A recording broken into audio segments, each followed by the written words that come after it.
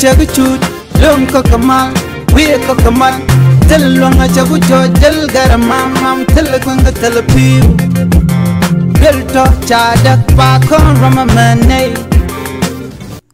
Bia Kamal ka Nuar Online TV, Kajan Guasame Bana Roche Bana Jaling, Rajadana Chord Lata Ray, which ka South Sudan ka Cam Poch, Chalado Chane Dognek, Rekema, Mente.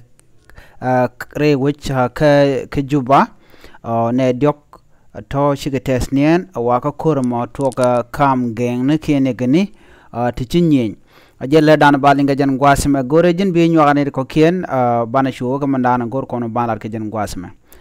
show pero jojin bi subscribe ki bi nyogane ko kien bana show ka ler danan gor kon liengde shit kamnen yana more surka campo shirega macha tokteno Shalano Shanero Nak Guas Michibone Dangro Tiniganin Yankee Native Shale Gangster and Core Terkene Kongomni Kemaka Poshre Wika Juba and Cordan Terkene Chiriaga Mech or Laden or Chajalat and no chicken Kormachakana Ter Kachi Native Shop Karo Shika Test Shika Shop with Dok Shika Test Nian Kaladana Shalat Kaje Kane Shop with Dogoto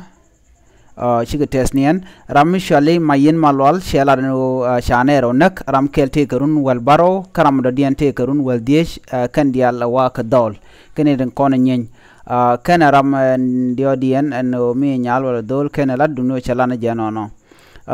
And the May talk Ray Wikajubaka Cam Push, Guadadan Yin Dol, K. Wanning, K. Gang, Niki Nigan, Guadadan Yingatin, Rigameric Michor Larin. Shalado ken gang ni ki nigani shikakor tog nika Sunday kashu kana nyok shankaro namo wa kor michitatin ka kaninato shang ka Sunday ki kachang longa kana shankaro ka jok wachu kor mo chudatin shalado shanero cap police ni menter ni gani je shalado kwashkatare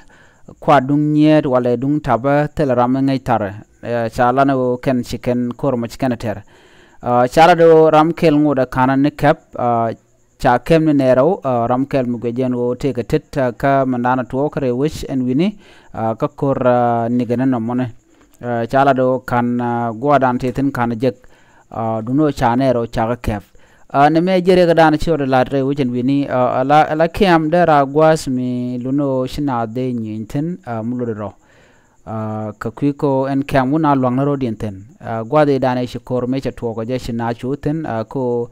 ring naten ka kwiko telering mde to kana ente mecha to ko nyine na teke ni gante nyinten na karodian kamna ken shekan dola tnt ti ken tesne na de ga lwagno wajirun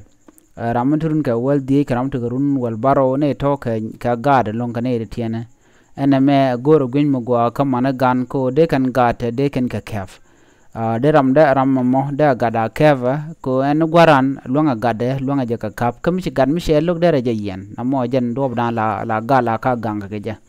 shirega mi chore laden winni re wish ka posh ka jubba re kemka an wo chetkane dang dog de shi tesnien ka jen kon ne gane men chiro da lat name agenda nan inshallah chala do to kume en tama jatin gore ka an ramish alle niga ke gangster munyodro an wo take bon re kema chala do baje kep kume ko kari gati correct jek ti cha goro de ko lat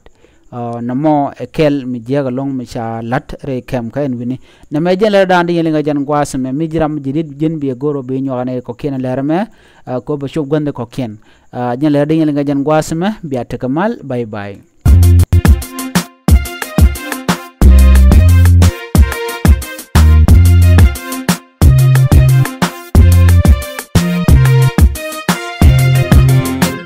Chaguchut, Lum Kokamal, we Kokamal,